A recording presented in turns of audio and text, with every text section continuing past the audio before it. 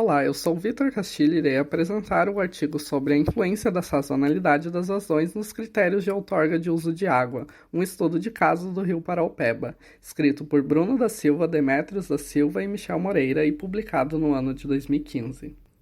Bem, o gerenciamento integrado dos recursos hídricos é um processo que promove a gestão coordenada do uso da água, do solo e dos recursos relacionados, ao fim de aumentar o bem-estar econômico e social, sem que comprometa a sustentabilidade dos ecossistemas. Vários países possuem sistemas institucionais e administrativos que possibilitam o tratamento adequado da gestão das águas.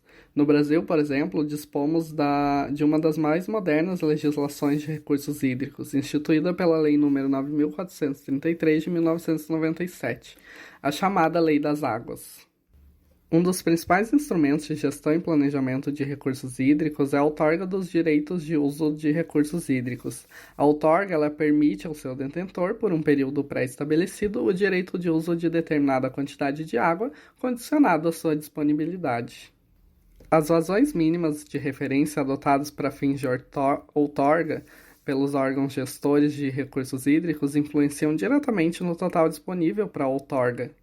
Os critérios para análise dos pedidos de outorga utilizam diferentes vazões mínimas de referência.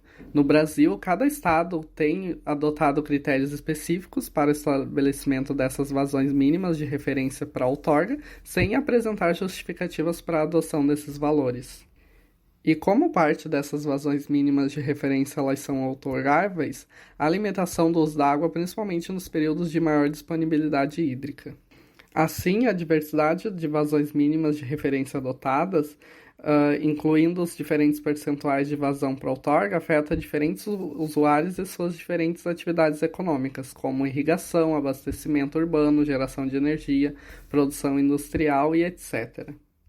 Na bacia do Rio Paraopeba, o Instituto Mineiro de Gestão das Águas é responsável pelo gerenciamento dos recursos hídricos. Ele concede a outorga considerando como passível de utilização 30% da vazão mínima com 7 dias de duração e período de retorno de 10 anos. Quando se utiliza no processo de outorga um valor fixo, como esse, em todos os meses do ano, desconsidera-se as variações sazonais da disponibilidade hídrica, implicando na concessão de vazões bastante restritivas em períodos de maior disponibilidade. A bacia do Rio Paraopeba fica situada no Alto São Francisco e abrange uma área de drenagem de cerca de 13.642 km², cerca de 2,3% da área do estado de Minas Gerais e contribui cerca de 9,1% do volume médio escoado na foz do Rio São Francisco. A área de estudo possui 510 km de comprimento e é um dos mais importantes tributários do Rio São Francisco. A região mais densamente povoada se encontra no terço central dessa bacia, onde se situa um dos mais importantes centros econômicos de Minas Gerais, que forma o segundo polo industrial automobilístico do país. A base de dados para as vazões mínimas de referência foram consideradas vazões mínimas com 7 dias de duração e período de retorno de 10 anos, e as vazões mínimas associadas às permanências de 90% e 95%. Para calcular essas vazões mínimas de referência, foram analisadas 13 estações fluviométricas na bacia do Rio Paraopeba, que são pertencentes à rede hidrometeorológica da Agência Nacional de Águas. A partir do banco de dados dessas estações, foram elaborados diagramas, onde foram permitidos a escolha de um período base de 23 anos, que compreende os anos de 1983 até 2005. Para a identificação dos períodos sazonais, o ano hidrológico foi determinado com a finalidade de servir de base temporal para a avaliação e substituição do ano civil. E a determinação desse ano hidrológico foi feita com base na observação da variabilidade do comportamento hidrológico da bacia. Os intervalos de tempo utilizados foram baseados no agrupamento dos meses em quadrimestres, seco, normal e chuvoso, e semestres, seco e chuvoso, que possuem um regime hidrológico homogêneo. Para a estimativa das vazões de mínimas de referência, os períodos sazonais foram utilizados na determinação dessas vazões mínimas de referência. Os dados também foram submetidos à análise para identificar qual modelo probabilístico melhor se ajustava a esses dados. Os modelos avaliados foram o log normal, a 2 e 3 parâmetros, Pearson 3, Log Pearson 3 e Weibull. Já os valores de vazão mínima associada à permanência de 90% e 95% foram obtidos através de curvas de permanência de cada estação fluviométrica, com base nos dados diários, que retratam a parcela de tempo em que determinada vazão é igualada ou superada durante o período analisado. A partir dessas estimativas de vazões mínimas de referência, foram comparadas as vazões do período quadrimestral e semestral com as do período anual. Nessa comparação, foi verificada a diferença entre a disponibilidade hídrica na vazão disponível para outorga, considerando a adoção de vazões mínimas de referência dos períodos quadrimestrais e semestrais com período anual. A partir disso, foram elaborados gráficos para resultar em discussões sobre essa situação. Como resultado, vemos a divisão do ano civil nos quadrimestres seco, normal e chuvoso.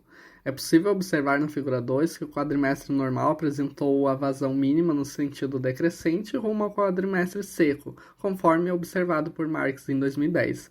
Já o quadrimestre chuvoso apresenta os meses que temos o maior movimento do aumento das vazões mínimas como resultado do início das chuvas. Para a divisão entre semestres seco e chuvoso, o semestre seco ele tem início no mês de junho, que possui menor valor de média mínima que maio, e finaliza no mês de novembro, que possui valor de média mínima inferior ao mês de dezembro.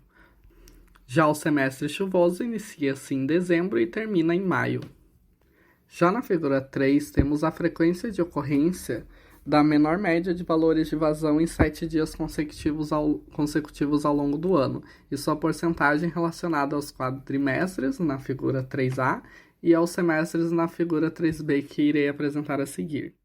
O semestre seco concentra 75,25% das ocorrências de menor média dos valores de vazão em 7 dias consecutivos, ou seja, em média, há 75,25% de risco para a ocorrência dos 7 dias mais secos do ano, nos meses de agosto até novembro.